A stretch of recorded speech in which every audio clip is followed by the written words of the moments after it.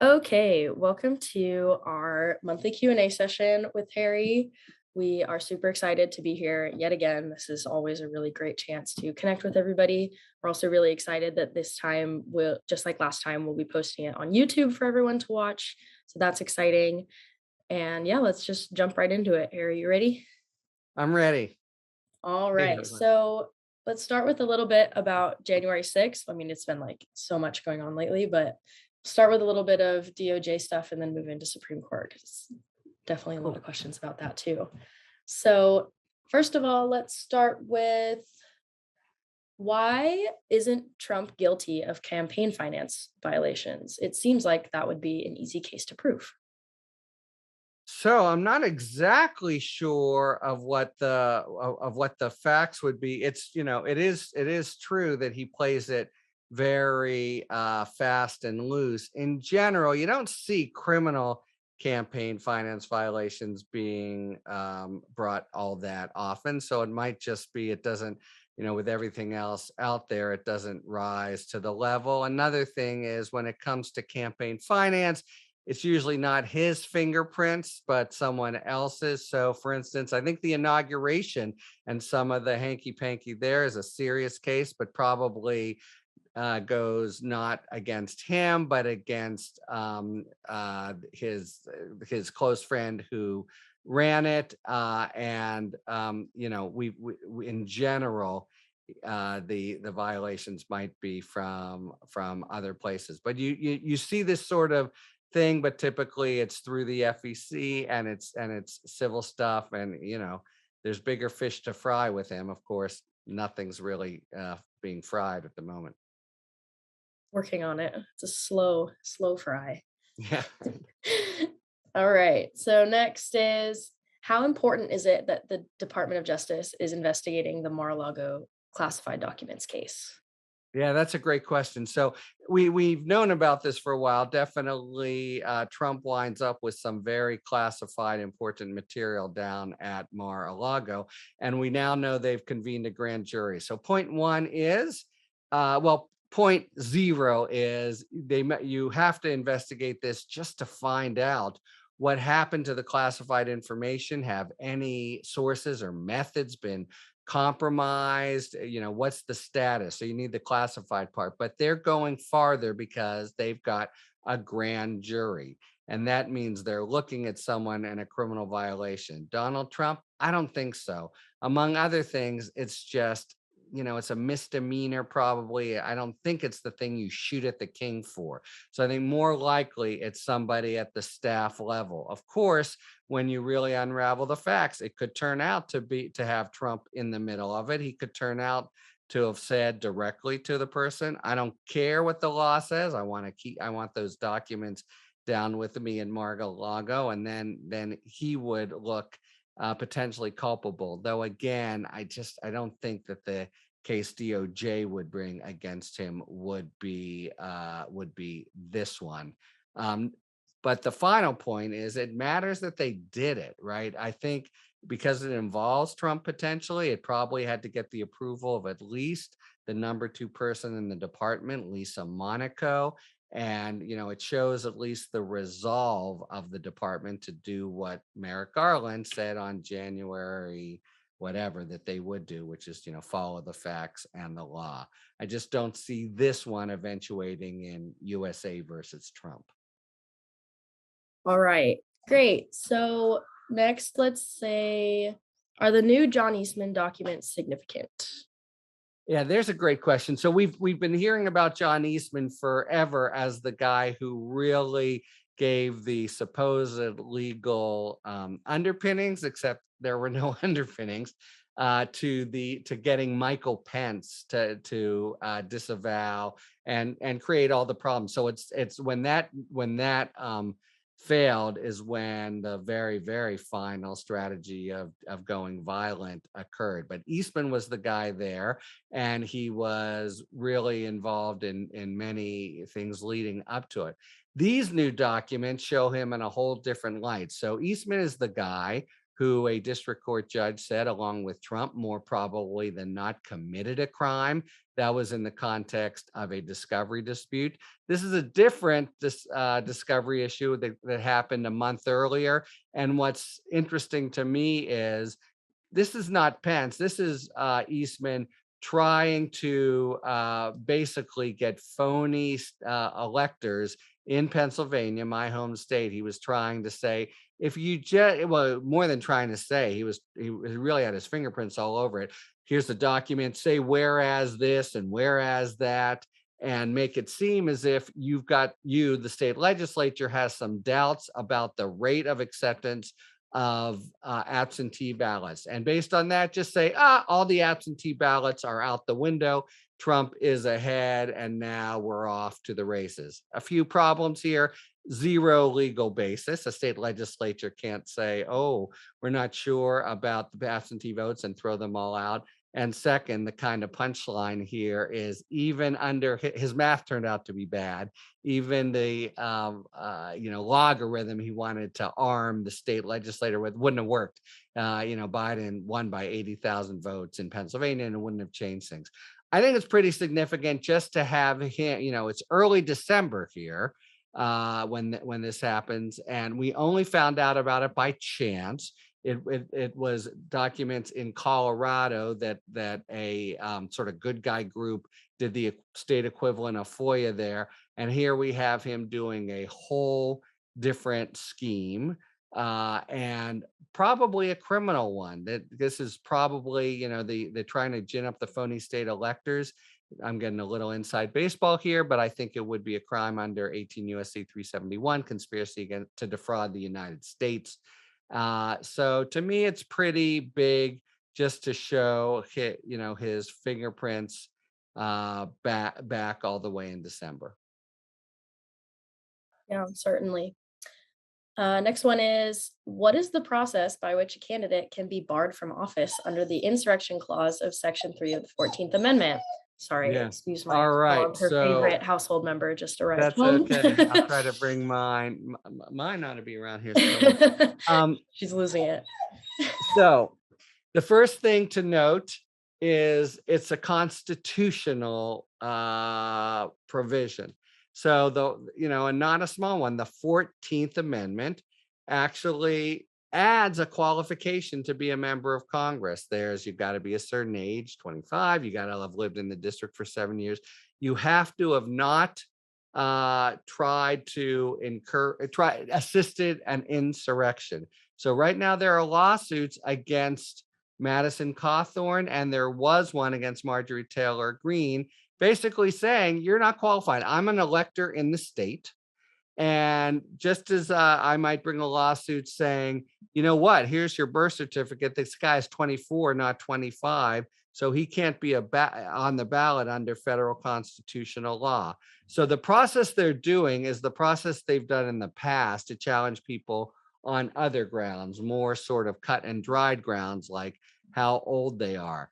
Is that the right process for Amendment 14, Section 3? We don't really know. And because it hasn't been used in over 100 years, and then it didn't go into the courts. Today in the United States, everything goes into the courts, but then it didn't. The Congress just said this guy helped communists in World War I. That's what they said. So we're not going to seat him. So here what's happened is just regular voters in the state of Georgia or North Carolina have said they're not qualified.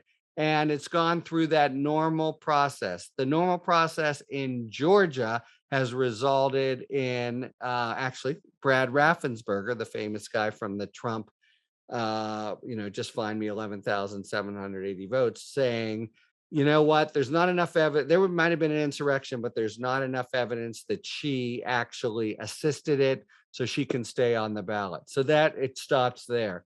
In North Carolina, it's still being litigated. And it could be that Cawthorn will say, I think this is going to be a federal question. Maybe the state says I'm not qualified, but the meaning of assisted the insurrection in under Section 3, that's going to have to be a federal court that decides that. And so then the process would be sort of three parts. You start with the sort of local election board, you go to the state court, you go to the federal court. We don't exactly know, but we know this, unlike so many of the disputes, it's got to play out quickly because the primaries are coming. He's going to be on the ballot or not on the ballot. They can't just, let this drag on for months and years.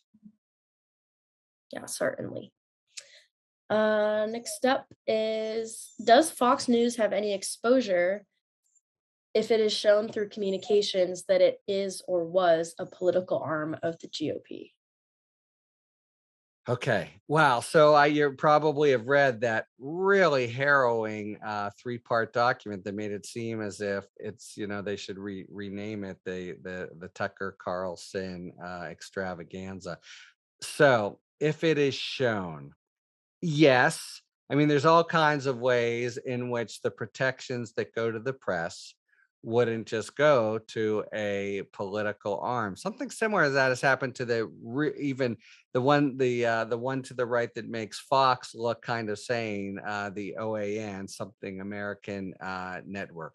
So they would lose their protections that they now have. For instance, they have protection under the First Amendment against a defamation suit.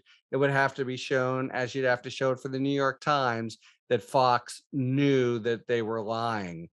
A standard that might, by the way, not be so hard to meet with Fox News in certain cases. But if they're just a sort of propaganda arm, a lot of things fall away. Most likely what would happen for something like that, it would be, again, the FCC would somehow find you're not a bona fide station, and it would be it'd be catastrophic for them moving forward. But I don't think that looking backward they would say be stripped of liability for defamation and everybody into the pool. I think as of now they could still look to the First Amendment. But if they're found to be just a political arm, the main thing that happens is they're all of their false, and I mean that's what they do all day long, all of their false statements. Right now, they could only have defamation liability if somebody can prove that they knew it was false or were reckless about whether it was. That would go away, and they would just be liable the same way as you or I would be for talking trash in a but not with the press. Yeah, great. How do you think the January 6th committee will approach the hearings? Good question. And by the way, I mean, it's coming really soon, right? Less than a month. The first one's going to be prime time, June 9th, and there are 8 scheduled for June. The next 2 will be during the day. They actually would like to have the networks do all of them. There's a little negotiation going on now where they're saying, put us in prime time. And they're, in fact, my understanding is they're really enraged about the leaks that have happened because it sort of steals their thunder. They want to be able to really rain down some big revelations in their presentation. Here's what I think what they will basically do is be conservative in the sense of advancing the ball every time, ground game, short passes, and only a few sort of 15-yarders, if you'll forgive me the sports analogy. They won't, in other words, the ultimate would be, let's call Trump and see what he'd say, or if he would volunteer. See, and that would be, they teach prosecutors and trial lawyers, don't ask the question you don't know the answer to. And there would be so many of those. They will settle for, they've talked to 1,000 witnesses, and they will settle for putting information on through unknown people. It would be more dramatic, more Watergate-like if they could have a Kevin McCarthy or a Mike Pence or others, actually make these dramatic revelations. But because they can't count on them to be cooperative, and because they, above all, want to avoid any sort of belly flop, I think what you'll see is crisp, quick, a fair use of video, and they'll be having every half hour something new, but not with necessarily big guns. I think the classic witness here is the woman who was Mark Meadows' assistant. And they're not going to get Mark Meadows. He ought to, for 8 reasons, he ought to cooperate. Among others, he wrote a damn book about it. And it's ironic that he won't talk to the American people. But rather than sort of slap him around, they'll get someone who's less high profile, but will still give them the facts. Their ultimate job, as they see it, this is from them. We just did an hour-long thing with Jamie Raskin a few days ago, and I think it's pretty clear, is to tell the whole story, and from soup to nuts, including all the everything that Trump was doing January 6th, etc. That's going to mean, given how much non-cooperation they've had, how we found out just today with the subpoenas, McCarthy and the Republicans are going to disparage the whole enterprise. So what it's going to mean is putting it on through non-household names, but at least having the whole story to impart. Next up, we have, since the 22nd Amendment to the U.S. Constitution states no person shall be elected to the office of president more than twice, this appears to present an illegal dilemma for Trump if he ever wants to run for the office of president again. He has to admit he lost to the 2020 election, contrary to his false claims, and prove he lost it. The amendment says nothing about whether or not the elected person had to serve their term. Why don't Democrats raise this issue if Trump tries to That's run pretty again? good. So first, let me say I've never heard that. Second, that is ingenious as hell. As a fact, he wasn't, so it wouldn't stop him. But right, that seems to me a killer question in a debate or whatever. Talk about his being caught flat-footed and flummoxed by it. So it's a sweet point. I'm inclined to tweet it out right after this, just so people can see it. And that's right, if he ever wants to run again. It wouldn't have legal force because there just happens to be facts here. That's the inconvenient part for the big line. On the other, like, wow, what's everyone gonna say, given the provision? So kudos. I want to hear the listeners answer to that, but kudos for raising it. I think we've done 3 of these now, Kalena, and this, I think, is the first time I've heard a question like, wow, that's never even remotely occurred to me before. So that makes this fun. Yeah, he seems to have put himself in quite the catch-22 there. That's interesting. Next time he goes to run for president, we just, I'm well, gonna we tweet thought you this already out won right twice. after. Yeah. Okay. Go ahead. Thought you already won twice. Yeah. Sorry. Couple more here just to turn kind of to the Supreme Court, because I feel like we can't have a Q&A Yeah. this Yeah. week without acknowledging it. Do you have any speculation relating to the purpose of publishing this draft opinion? What would be the motives of each side of the court for publishing such a draft when it's never been done before? Yeah. So first, the whole thing is, from having clerked there and including on a term where there was a very big abortion case, the whole thing is totally stunning to me, and I think anyone who worked there. I had the kind of obvious reflex when just the draft leaked. Who cui bono? Who in whose interest would it be? You could see it either way, but it seemed to me such a desperate career, suicide, that it made more sense that it would have been a liberal clerk or someone who was found abhorrent what the court was doing.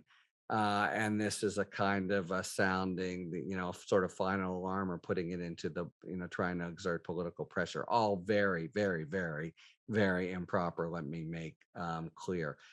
That's where I started. but it's different now because first of all, the place is in tatters. It's as if like the justices came out and they forgot their robes and they're all in their underwear, and the place is, what a mess. There have been, depending on how you count them, 4 or to 6 leaks, and all but one for sure 95% have come from conservatives.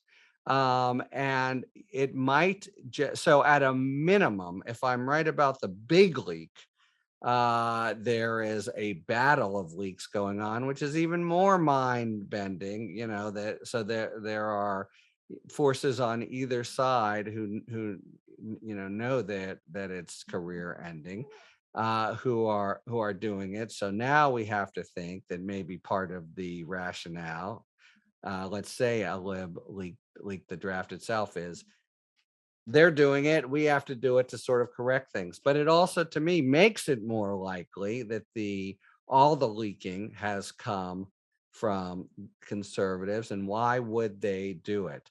And I have reasons, I'll give them to you in a moment, but it just, they don't seem to me to come near the level of the risk that people are taking. Though I've heard some critics make interesting points that maybe it's not so career ending for conservatives. But the idea would be, look, Alito drafts it in the first week of February. We are now in the middle of May. We're 6 weeks from the end of the term. There hasn't been, this is the latest leak, and this was identified as a conservative. There hasn't been another draft circulated. That's really remarkable. And one, at least, scenario that is consistent with it is that the Chief Justice, who it's pretty well known, it seemed a reliable surmise to me from oral argument, doesn't want to overrule Roe, is ready to uphold this statute, which is irreconcilable with Roe, but doesn't want to put the court in that position. The whole leaking scenario is consistent with his trying, maybe in kind of informal conversation, to get, most likely, Brett Kavanaugh, possibly Amy Coney Barrett as well, to join an opinion of his. And then suddenly, even if Alito has 4 for his, it doesn't matter. The controlling opinion of the court would be the one that has the narrowest rationale, meaning Roe would not be overruled. And if that's really in the offing, and you have conservative clerks who came of age with this being the dearest, Christmas, Hanukkah, and Kwanzaa all wrapped up together, fantastic development. The actual overruling of Roe v. Wade, a Federalist Society kind of wet dream. Can I say that? No, I have. Maybe that prospect that it's slipping away from them is enough to justify the really desperate measure of leaking to someone in the press. And probably something like that is involved in the 2 or 3 leaks that we know now, including the most recent one that have come from conservatives. I think, by the way, people think people are going to get away with it. I think that the investigation is going to be pretty tough. I think there's already rumors within the court. There may be lie detectors involved, etc. I think we'll likely find out.